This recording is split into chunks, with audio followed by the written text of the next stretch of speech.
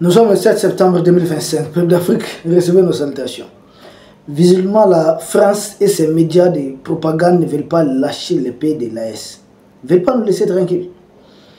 Parce qu'après cette histoire de prison secrète à Soufara, à Tombouctou, je ne sais pas où ça, à Sévaré, ils sont en train de sortir avec une autre histoire. Et cette fois-ci, en mettant qu'il y en a Jeune Afrique. Vous savez de quoi Jeune Afrique parle? Des chambres rouges, de ce qu'ils appellent Wagner, et qui se trouveraient à Gao. Chambre rouge. Et c'est quoi cette chambre rouge? Il parle d'un endroit, d'un lieu où des instructeurs, des conseillers militaires russes, commettent des tortures, tous les actes nauséabonds dont vous pouvez imaginer. Tous les actes horribles possibles. C'est ce que Jeune Afrique raconte. Donc Jeune Afrique parle des vidéos d'ailleurs qui témoignent de cela sur Telegram. Quand nous avons jugé nécessaire de vérifier qu'on ne trouve rien, Jeune Afrique laisse entendre que c'est des vidéos qui ont été supprimées depuis 2024. J'ai dit mais pourquoi les supprimer? Nous savons que la chaîne Telegram du russe Pavel Durov ne fonctionne pas comme ça. C'est une chaîne qui n'a d'instruction à recevoir de la part d'aucun État. C'est pourquoi d'ailleurs c'est la chaîne privilégiée par beaucoup de personnes. Donc, Jeune Afrique avance quelque chose, nous ne trouvons pas la traçabilité. Chambre rouge. Hey. Nous avons cherché la fameuse chambre rouge en vain. Nous avons appelé, à travers certains de nos contacts dans la région de Gao, chambre rouge, ça n'existe pas là-bas. Les gens n'ont même jamais entendu parler de cela.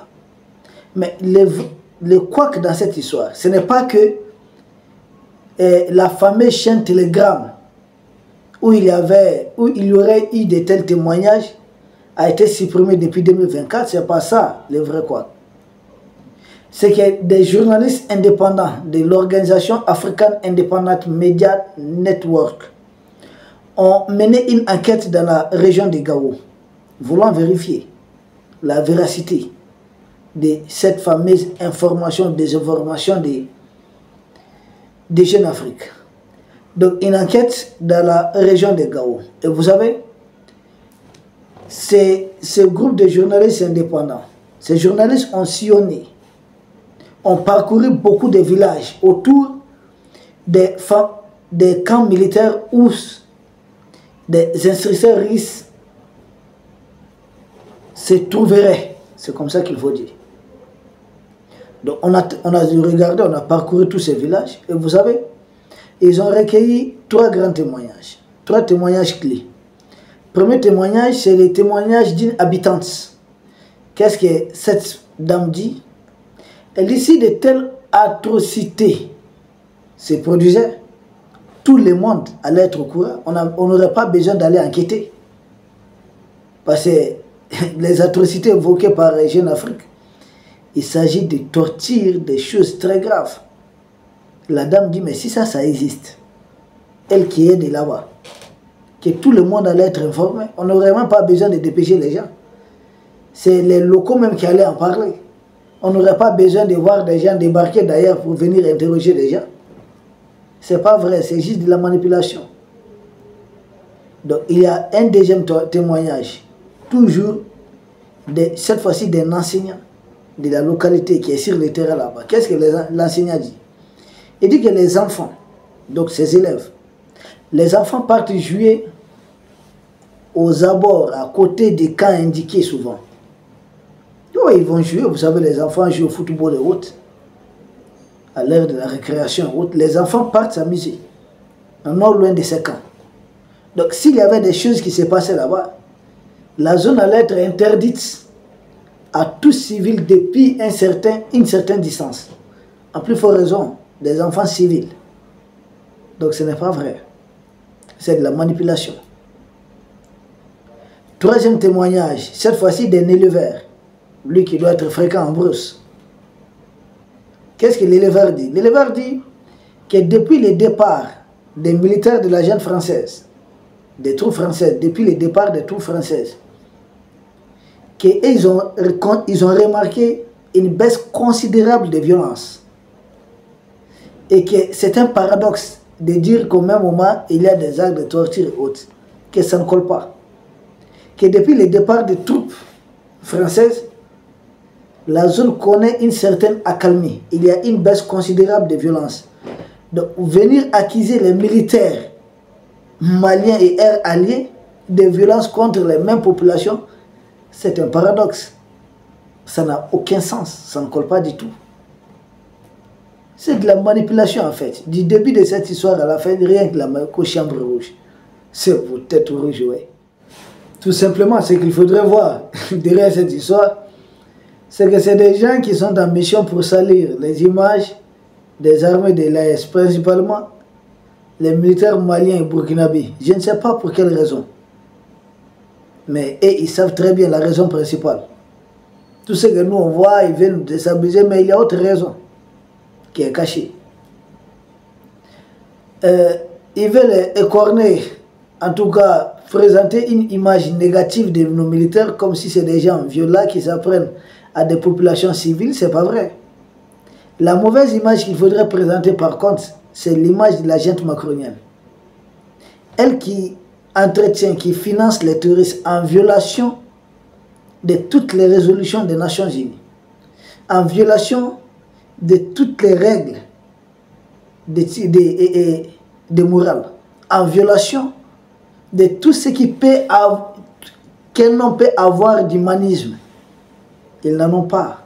C'est des barbares de pire espèce, des terroristes, des mercenaires de tout genre. Donc c'est l'image de notre armée qui veut tout simplement salir. Mais ça ne va pas fonctionner.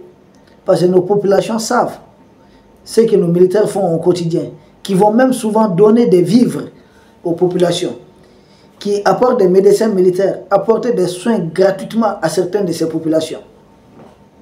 Si on n'aime pas les populations, pourquoi faire tout ça? Il s'agit d'une armée de ces mêmes populations. L'armée malienne n'est pas une armée tribale. Hein. Chaque Malien se retrouve à l'armée malienne. Moi, je suis soniqué, il y a des soniqués dedans. Il y a des pelles dedans. Il y a des soirées dedans. Il y a des bozos dedans. Il y a des bois dedans. Il y a toutes les communautés. Il y a des malinqués dedans. Toutes les communautés du Mali sont représentées dans l'armée malienne. Des Mianga, tout le monde. Des Sénoufos. C'est une armée où on retrouve tout le monde à la fois. Ce n'est pas une armée tribale. C'est réellement une armée républicaine, une armée nationale. C'est vous, la junte macronienne, vous avez eu à collaborer avec des armées tribales ici en Afrique. Dans certains pays, on le sait. Nous le savons, dans certains pays. Ne venez pas chercher de pousser une tête chauve. Ça ne passe pas.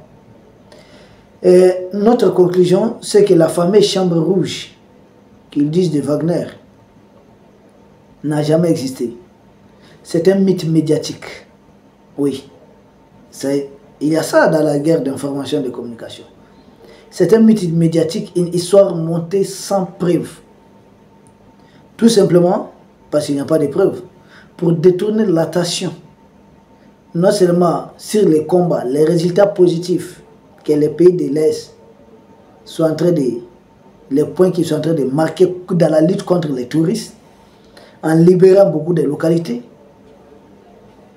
Vous avez il paraît que des terreurs mercenaires qui avaient décrété l'embargo sur les villes de Kaïgnoro sont en train de mordre la poussière. Et enlevant des civils, l'armée malienne a mené des frappes de gauche à droite et descendu, libéré des otages. C'est ça. C'est Macron qui a instruit à ces terreurs mercenaires. C'est Macron et Tebboune d'enlever des civils, des paisibles civils. Ça ne fonctionne pas comme ça. C'est son thé en fait. Ils veulent inverser.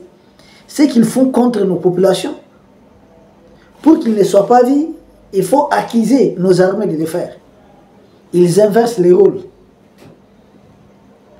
Et voulant, avec la jalousie, l'égoïsme, de ne pas parler des prouesses de nos armées, en lieu et place, ils essaient de communiquer à chaque fois que les terroristes commettent la petite attaque, ils essaient de surmédiatiser ça. Tout ça pour gâter l'image de notre armée, faire croire que depuis Barkhane, ça ne va pas. Depuis Barkhane, là, ça va. Oui. Parce que quand Barkhane était là, même les terroristes n'avaient pas de drones. Ils ont doté les terroristes des drones, d'autres équipements. Tout ça pour dire que vous voyez, depuis Barkhane est parti, ça ne va pas. Or, quand Barkhane était là, aucun terroriste, aucun groupe terroriste n'avait le moindre drone. Les terroristes que nous affrontons aujourd'hui, les mercenaires d'ailleurs, excusez-nous, on est tellement familiarisés au mot terroriste, c'est des mercenaires. Ces mercenaires-là n'ont rien à voir avec les terroristes qui étaient là. Hein. Dorénavant, c'est des mercenaires dotés de drones, très renseignés. Une vraie guerre par procuration que l'Occident, que certains pays occidentaux, arabo-occidentaux sont en train de nous livrer. En toile, c'est l'agent algérien qui est en train de manipuler tout ça à l'homme. Mais nous tenons bon. Mais quand ils sont impuissants, c'est là qu'ils inventent l'histoire des chambres rouges. J'ai dit, putain, salon rouge, ouais, ou bien couloir rouge. Cette histoire de chambre rouge me fait penser à une triste histoire contre l'Afrique. Et cette histoire, il n'y a pas longtemps, c'est au moment des indépendances. Ah oui, au moment des indépendances. Vous vous souvenez de l'histoire des brigades des mains rouges, C'est une brigade que la France avait créée en son temps pour empêcher les pays africains d'aller à l'indépendance. Main rouge avait pour cible les leaders africains indépendantistes, tous ceux qui voulaient l'indépendance.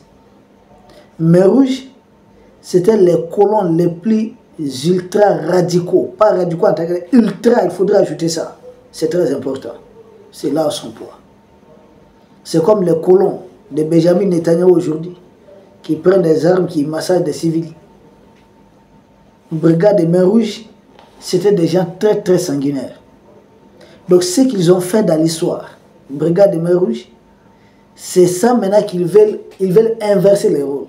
Maintenant ils disent chambre rouge, que ce sont des gens de Wagner, qui théorisent, selon eux, qui torturent des terroristes là-bas. C'est pas vrai.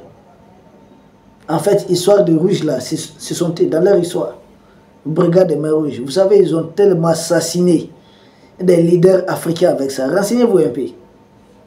Beaucoup de leaders africains ont été assassinés. Même après les indépendances, ça a continué. Et ça a été récupéré par le réseau Foccart. Foccart, à lui seul, a fait éliminer physiquement, exécuter combien de présidents africains. Nous prions pour le repos éternel du premier président du Tchad, François Tombalbaye. Oui. Nous prions pour le repos éternel du président rwandais Habyarimana et du président burundais Cyprien. Nous prions pour le repos éternel du président Barthélemy Boganda. Nous prions pour le repos éternel de la femme du président Mani Djoli du Niger. Nous prions pour le repos éternel du président Ibrahim Barry Maïnassara. Nous prions pour le repos éternel du président Thomas Sankara. Nous prions pour le repos éternel du Premier ministre Patrice Lumumba. Un repos éternel pour le président, le guide Sylvianus Olympio. Vous voulez que je continue? La liste est longue. Voici entre autres des leaders africains qu'ils ont eu à assassiner. C'était un autre format repris des mains rouges.